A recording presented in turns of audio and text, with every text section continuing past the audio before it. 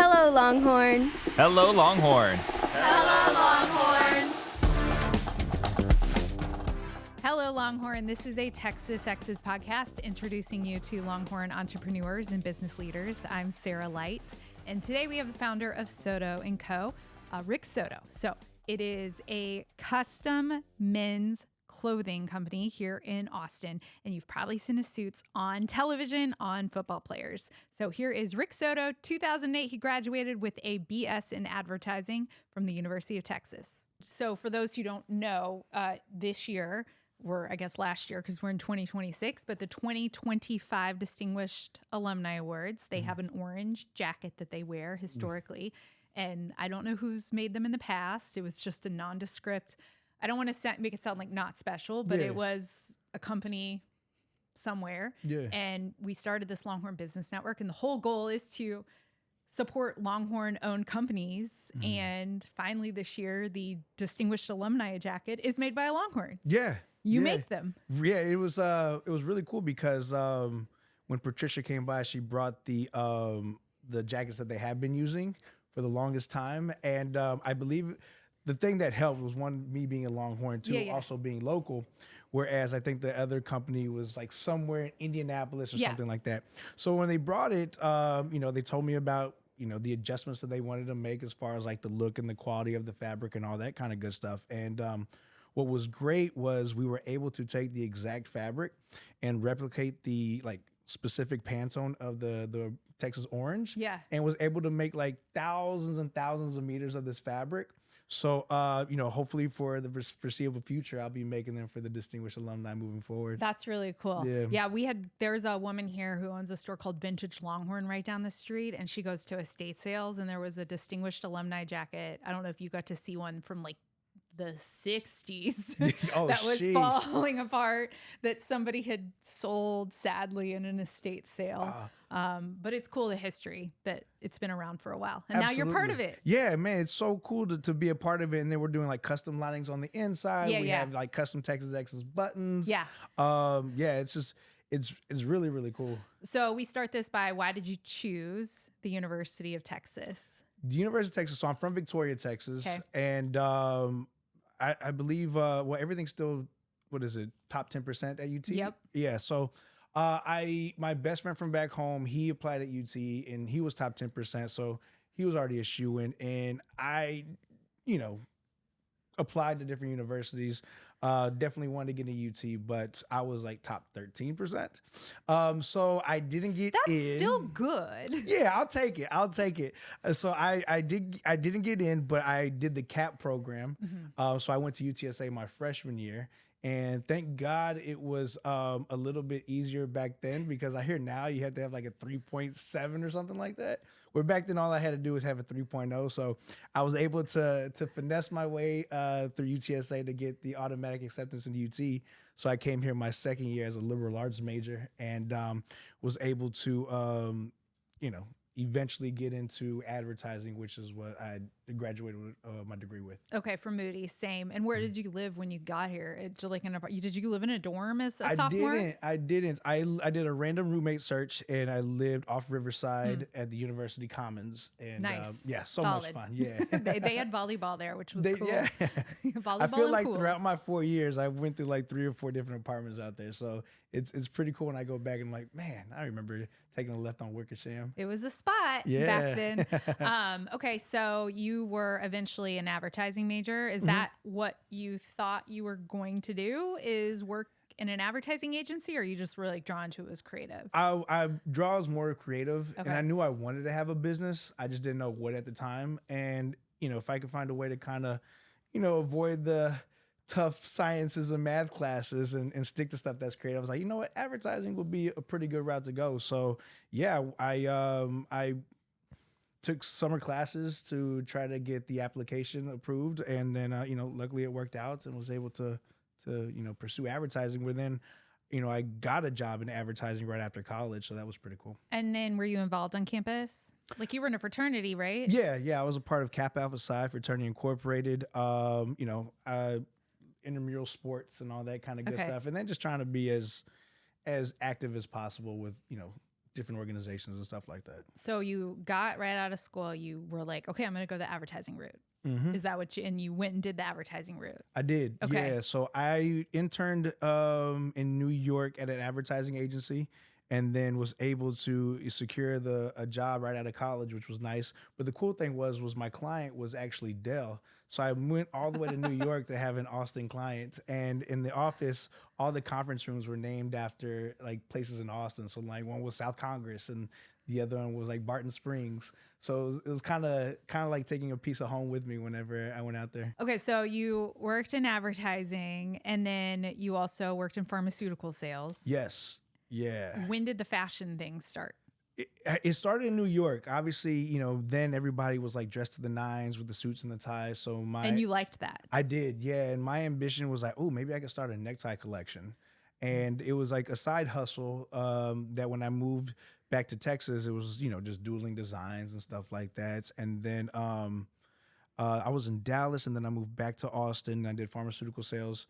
And then I was like, hey, let me just try this out. So I just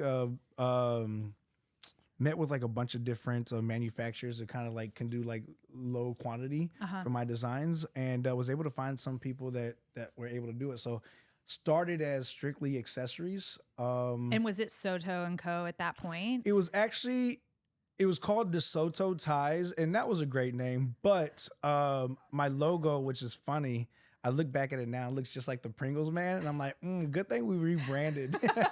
And I was downtown one time in Austin, and then I walked by this place that was like something and Co. And I'm like, damn, that rhymes. I was like, that sounds good. Like, I don't have a Co, but Soto and Co sounds like way better than the Soto tie. So luckily I didn't get too far into it, where I just rebranded to, the logo and everything that I still use today. And okay, I want to go back to the Distinguished Alumni. You had this Instagram post that in 2010 you were selling stuff outside the Texas OU game. Yeah. So like the fashion thing went all the way back to 2010. Yeah. It was, yeah. I mean, I would say the whole thing was like started like in 2008. Like as soon as I moved to New York, I think that was something that was like, oh, this is something I'd like to do. Okay. And I didn't know anybody who had a necktie collection. So I thought it was pretty unique in that regard. Did I think I was going to make like a career out of it? No. So going back to 2010, outside the Texas OU game, you were selling neckties? No, I was selling an unauthorized shirt. Okay, that had the UT logo on it. Yeah. And I tried to get really, detailed with it to make sure that I wasn't violating any trademark laws. Sure. And I was like, let me just post up, because everybody had the tents and stuff outside the grounds. And I just laid all my stuff on bushes, and the guy came and was like, hey, like your shirts? I was like, oh, thanks. And he was like, these aren't officially licensed. Like, dang. So he took most of my shirts at the time. I wonder if that person still works here. No telling. Okay. Yeah, no telling. I wish I should have remembered the name. Just so people know, this happens. Like, people ask me all the time, like, oh, can we go take pictures in front of this? Can we put this on our thing? And the answer is, you can sure try, but chances are they're pretty strict around the University of Texas with their marks. Yeah. And that's what's like pretty interesting, coming full circle, working with the Distinguished Alumni. And then also while I was working with them, I was able to submit a proposal to do the suits for Texas Athletics, and that got approved as well. So starting next year, I'll be doing, suits for all UT Athletics. So I'm like, wow, it's pretty cool how, one, I didn't have a licensing. Now, I'm actually, I got a reserved parking spot outside for the day. That's pretty nice. Okay, so you come back, you're selling neckties, you're here in Austin, you're selling, and you're just making the designs. Is that right? Yeah. And then there comes a point when you're doing pharmaceutical sales that ends, and you decide, all right, I'm going all in on fashion. Yeah, so we were selling a high blood pressure medication that was probably the biggest seller in the company. And that was going generic, and they didn't have anything in the pipeline that can sustain that same type of revenue. So they decided to lay off 100% of the sales force, and then you could re-interview and they'll hire 50% back. I didn't consider myself being good at pharmaceutical sales. And I was already doing like the neckties on the side. Like during weekends, I'd go to like different fashion events, and I would set up a booth and try to sell some of my stuff. And I was like, well, I can always go back to selling, pharmaceutical sales or anything. I was like, but let's try this. Now that I got, a little severance, and let's just roll the dice. And at the time, I did a crowdfunding campaign and I got a like a trailer. And then I realized anybody taller than me wouldn't fit in it. So that didn't really work out the way I wanted it to. And A trailer meaning like just like like a U-Haul type trailer? yeah, Okay. yeah. It's like one of those that you hitch onto a truck. It would have been cool, but yeah, again, you couldn't walk inside. And then there was a truck, a fashion truck at the Domain that sold women's clothes. Yes. And I walked in there and I'm like, oh my gosh, like this is way better. So she was really nice and like giving me advice on like trucks and stuff like that. And her husband was the one who actually built it out. So he let me know exactly like, which generator to get and what lights are going to do this and all that kind of good stuff. So I was able to take their advice and kind of, buy my truck, which, definitely one, I look back, regardless of whatever it was, I had to do it because finances were pretty low. So you couldn't get a I brick and couldn't mortar. commit to a brick and mortar. Yeah. And I didn't know if this thing was going to work or not. So if it's not, then, I'm not like too far in. So Sure. I was able to find a truck on Craigslist and, we went to go get it. And, my dad and I, we remodeled it together and then painted it, wrapped it. And it was crazy because I remember him talking and he was saying, hey, how much you think this is going to cost? I'm like, Pop, it's not going to be that much. Like the truck's $5, maybe we'll put $3 into it. Like we're all in for under $8. Yeah. And man, was I wrong. It was like building a house. It was crazy, like insulation and electric and generators and wraps. I'm like, oh my gosh. So that severance got eaten up pretty quickly.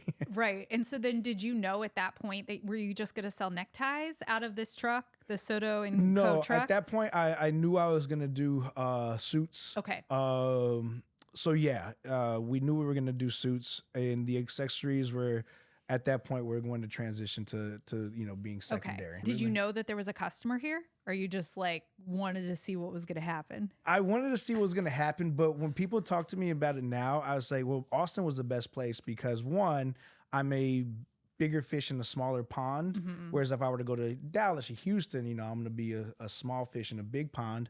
Plus, everybody in Austin supports local. Yeah. I think the novelty of the truck added to the excitement of it.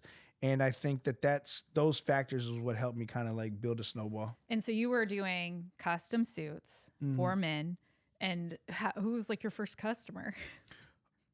Sheesh. I wish I remember my first like person to kind of like roll the dice with me. Like, let me buy this suit out of a truck. I don't remember, but I appreciate that person. I will say that, having the opportunity to work with like athletes has also kind of helped kind of build a brand recognition. And I remember the first person I worked with was Jalen Ramsey. Okay. And that was pretty cool. And so like, let's talk about that. You now make suits for normal people, but also a lot of athletes. And like you mentioned, you now are going to make stuff for Texas athletics as well. We'll get to that. But like, where did the connection to athletes come from? Did it come from a connection you had at UT?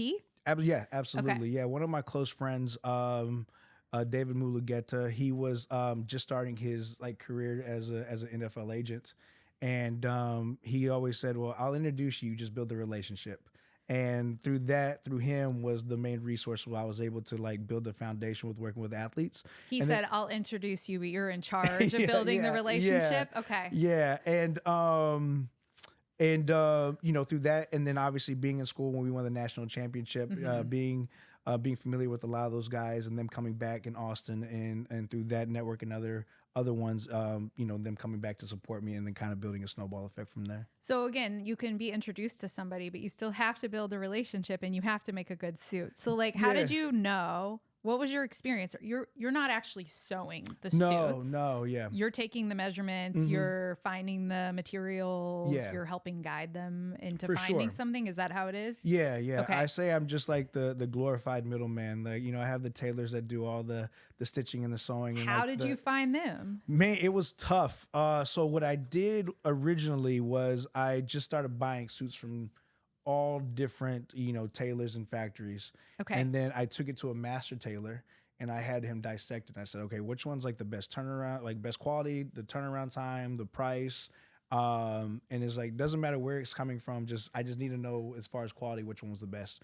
And he picked the one that I'm still currently using to this day. Like, were you getting it from all over the world? All over the world. Okay. Yeah. Were you traveling, or you're just like going online and Going buying online, them? Okay. going online, yeah, and then just having somebody making it, hitting some and missing some of the others, and then narrowing on the one that we continue to use today. So the next challenge was to find somebody in Austin, I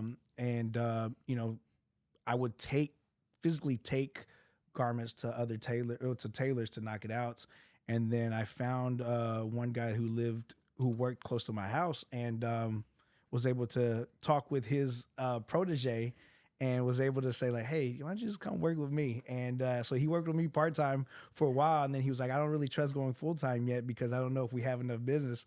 And then luckily now we do, and now we have like 3 tailors at the shop in Austin right now. Okay. And again, you weren't like a fashion major, and there's a lot of people that go to fashion school. Yeah. So like, what gave you the confidence and knowing you knew style and you knew how to do this?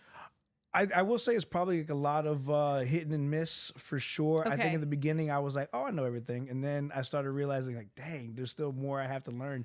And that's what I'm still learning as we go on today. But I always thought I had like a pretty good eye for aesthetics. And I liked the color combinations and mixing and matching of patterns. And I think just, following that passion was able to like kind of get me more interested in learning about the rules of menswear, and just going through that rabbit hole and diving in. So for 5 years you had the truck, and that's what you had. You didn't have like an actual store people walked into. So you were having people come into the truck. Yeah. Spending what? A good chunk of change on a suit because they're custom. Yeah, and it's really weird because I look back at photos now and I see like, custom suit $595, and I'm like, hope somebody doesn't come and try to get that honored, because that's not the case anymore. Because they were selling for like $595, and now they're a little bit more. A little bit more. And then what's funny also as well is I think back and I'm like, man, I must have really had really good customer service, because sometimes the AC wasn't working. There was no doors. So like during those summer months of the domain, it was really, really hot to get people to come in and try on their suits and like try to apologize if they're sweating. But y'all had an actual like parking spot that you were parked at full time at the domain. We just left it there and we just parked it there. Yeah. Okay. And then when did you finally think this is actually working out? This is going to be successful? During those first 5 years? I would say I didn't realize it until maybe 2021. Okay. 2020, obviously, nobody was really buying suits. Sure. And Emmanuel Acho was doing the Uncomfortable Conversations with the Black Men. And I've been working with Emmanuel since he was out of college. And through his suits, a studio like wanted to do like some like videos of the different colors of the suits. So they allowed me to go and like drop off the suits. There was a little space next to it that was vacant and for lease. And now that we're getting a little bit more, it's like, okay, now we can have one tailor. And because it was 2020, I was able to negotiate like a short-term lease and like a very reasonable rate. Here in Austin? Here in Austin, like right on the east side. And that's when I finally transitioned out of the truck and started my first little showroom out there. So, okay, Emmanuel Acho on television had a show, and then, you can go through and on your Instagram, you see a lot of people that are announcers on television and they're wearing stuff that you wore. To the point you can talk about it, how does that work? Do people, I would assume not everybody's coming to Austin because, we're seeing Heisman Trophy people wearing your suits. They're not always coming to Austin. Are they just sending measurements? No. Or are you going to them? I'll typically bounce around. Okay. Yeah, So I'll you'll bounce around. go to people. And then I think there's such a pressure now, especially with the young guys, to have cool suits and to have a style. And not everybody always has a style, especially when you're young. Yeah. So how much of it is also just like building people up to help them find their style? And that's the hard part, because you also don't want to take away from the creativity of going custom. So my job is to kind of like be there to guide and make sure it's like, hey, this might be a little too much. Let's try this option instead. But then you also don't want to take away from their personal style. So it's a lot of back and forth. And then, it's also something like you want to create things that look good in the time, but then also date really well. So, I use the 2003 NBA draft, right? Everybody references LeBron's like big old white suit type of situation. And, it's kind of, trying to avoid that in a way, but still, compliment everybody. Is it fun to be able to see what you've helped create on television? It really is. Yeah, it's really cool. I mean, obviously, all the stress that comes from making sure it fits right and bouncing around and doing fittings and, alterations and stuff like that. And then, seeing it actually on the red carpet, I think that's probably like, it's a definitely rewarding feeling. Does that translate into sales in Austin? Definitely. For us normal people? Yeah, definitely. It's pretty cool. So I get the opportunity to work with Howie Long, and then this year he wore this like green suit. And I've had people hit me up from Arizona and, South Carolina, wanting that exact suit. So it's been cool to kind of challenge ourselves to kind of service these clients that are not even in Texas and get them what they want. How do they find that out? They just Google Howie Long green suit? I think they just Google, yeah. And then they see you, and then they're calling you, and they're asking, hey, how can I get a custom suit? Yeah, like how do I get that Howie Long suit? Okay, so you mentioned, and this is important, you said you could get the introductions, but you kept the relationship. So what's more important, you building a really good suit, or you being able to build a really good relationship for your business? I think it's the relationship. I think, I'm confident that we're going to build a good suit. But I think it's also, understanding that, these people's schedules and, the expectations that they have to do and like how you kind of fit in and kind of make it all work without adding like an extra layer of stress. I think when I started early on with a lot of the analysts, I had realized that, like their job is to come in, everything should be ready to go and they have to focus on their job, right? Yeah. They shouldn't have to worry about, well, this is too tight or this is too loose and stuff like that. So it's just kind of taking away those types of problems that I think helps build the relationship where they're like, hey, I need this for my personal use, or hey, I want to introduce you to a buddy who needs some suits too. And I think that's how it kind of like keeps going. And you have an actual store people can go to now. And you said you have 3 people that do alterations. Yes. So is this in your wildest dreams? Did you ever think you would be here? I did. I didn't think it would be this soon, though, to be honest. And I say soon, and I realize now that I do the math, it's been 10 years. But so it hasn't been that quick. But I knew after 2021 that, like we're catching some type of fire. And it's just like kind of maximizing that opportunity and making the most of it. And I think we have.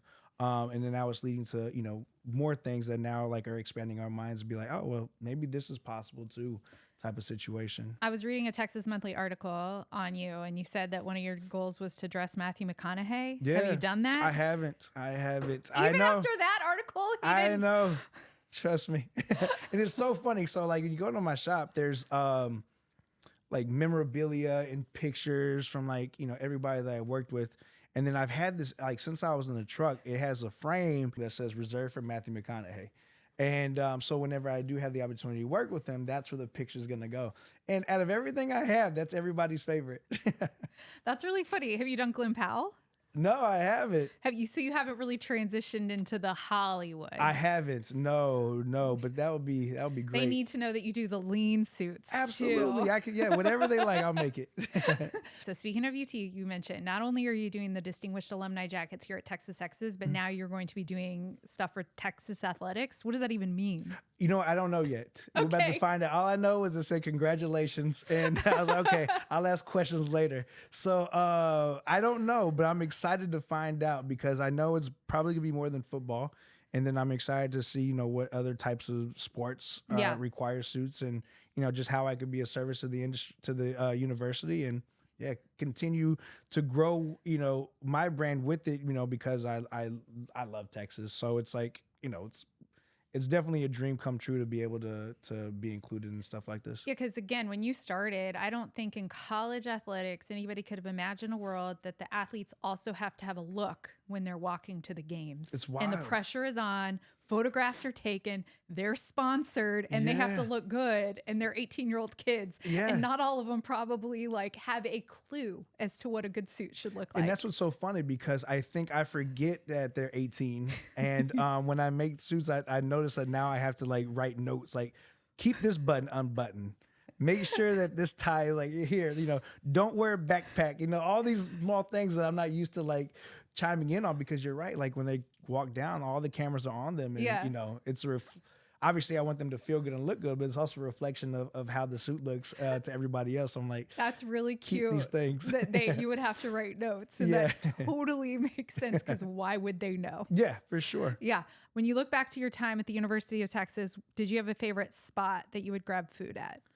Though I was thinking about this on the way over here when I was driving through campus, and the one that sticks out of my mind, it wasn't actually the restaurant, it was just the Wendy's in the Union, because we had back then he was the Wendy's guy, which was just the most animated, customer service friendly person ever. So it always made it an enjoyable experience to go down there and get some food. And did you have a favorite professor that you remember from advertising, maybe, or One another? thing, Dr. Wilcox in campaigns, I believe. Oh, so you did the creative track? Yeah. Oh, wow. And that was really cool because we did, at the time I was learning Photoshop, and we were doing ads for like a sync company in Austin, and we actually won the campaign. And long story short is they actually paid me for my designs for their campaign. So I'm like, oh, that was a win. So I always really enjoyed that class, working with other creatives, and like people had their strong points, and everybody just kind of like did their thing to build together and like build the campaign. I thought that was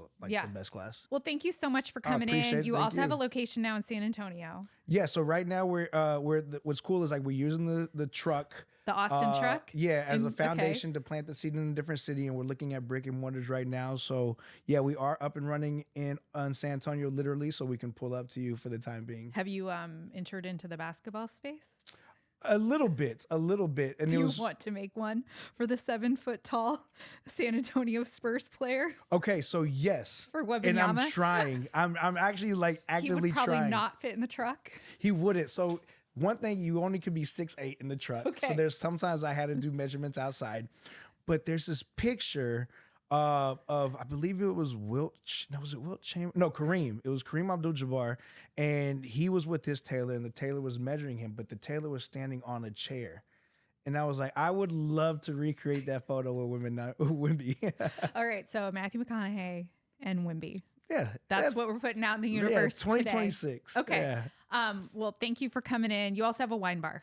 Yes. Yes, with your fraternity brothers. Yes. Reserve. Yep. RSRV. RSRV, and it's Yeah. like on the east side of 7th Street. So Okay. yeah. Cool. Well, thank you and Thank hook 'em. you. Appreciate it.